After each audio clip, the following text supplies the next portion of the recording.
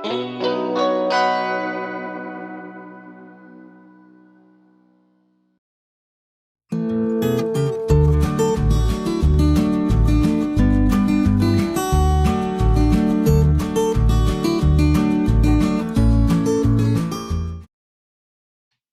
everyone. Welcome to our fourth episode of Biblio Files, where we take 5 minutes to introduce to you a book that we've all picked that pertains to a certain topic.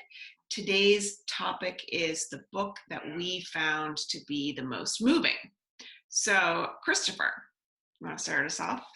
Sure, thanks. So there are lots of different books that I considered for this. I didn't want to pick the book that I found the saddest. I wanted something a little bit different. So I actually chose a graphic novel that was really moving. I'm going to try to hold it up so it's not in the light. It's Black Hole by Charles Burns.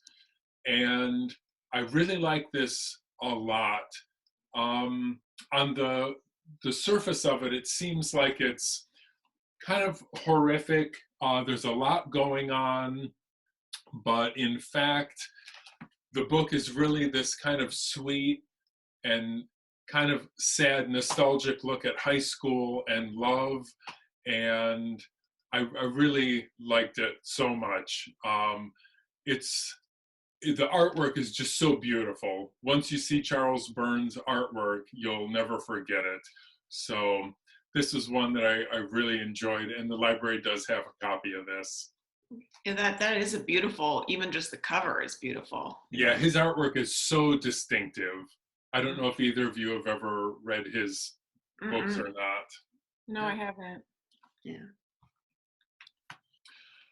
Amanda?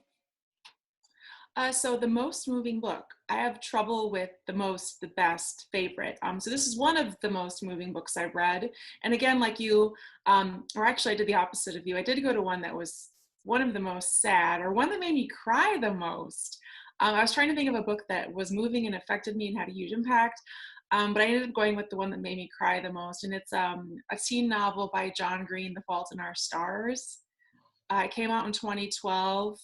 And I read it and I read it like in only a couple sittings, and the last like 80 pages I'm just crying and crying and crying. So the premise is there's a teenage support group for teens who have cancer, and our main character Hazel is in this support group for teens who have cancer, and then she meets young Augustus, and there's a bit of a romance, but it all involves these teens who are sick, so that there's this falling in love sort of like cutesy thing, but then there's also this darkness because these are sick children. So I mean, it's a really good book. It's not my favorite John Green, but it had a lot of like good reviews, and I really did enjoy reading the book. And it's just one of those books where you're just like crying and crying, and sometimes you're smiling while you're crying. But I never read a book that made me cry so much. Yeah, I sobbed when I read that book. I just was like, Yeah. But I still recommend the book. I recommend it to teens all the time. So yeah, that was there we are. one. Lucy, what did you read?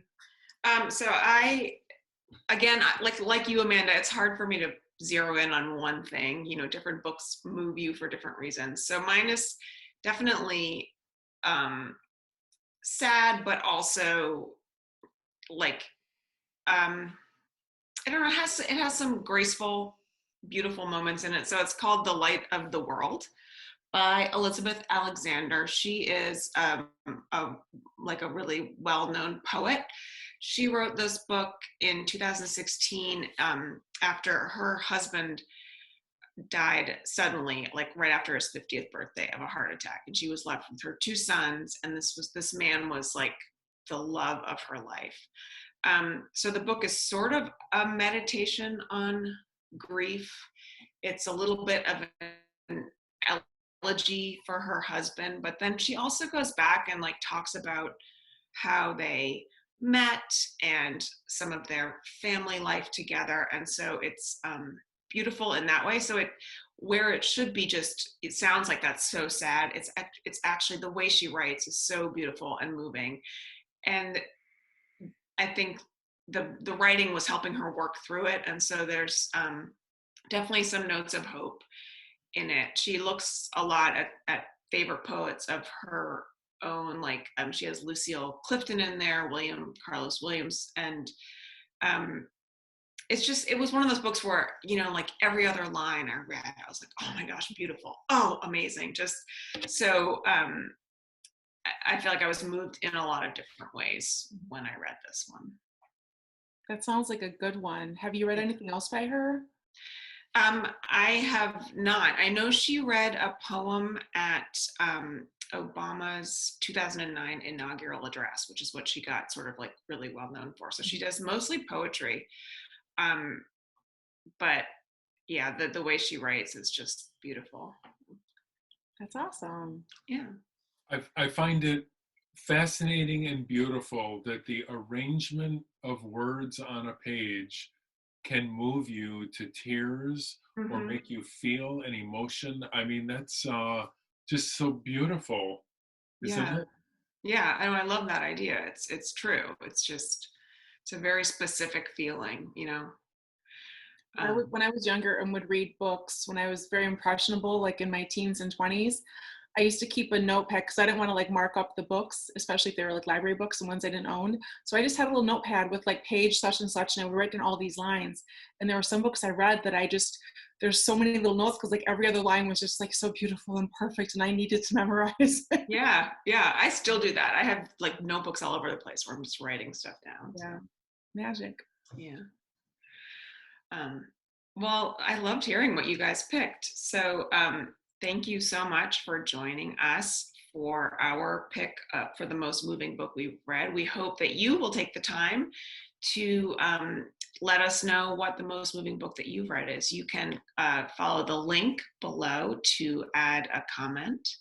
And you're also welcome to like our video or subscribe to AADL TV if you want to find more things like this. So thanks for joining us.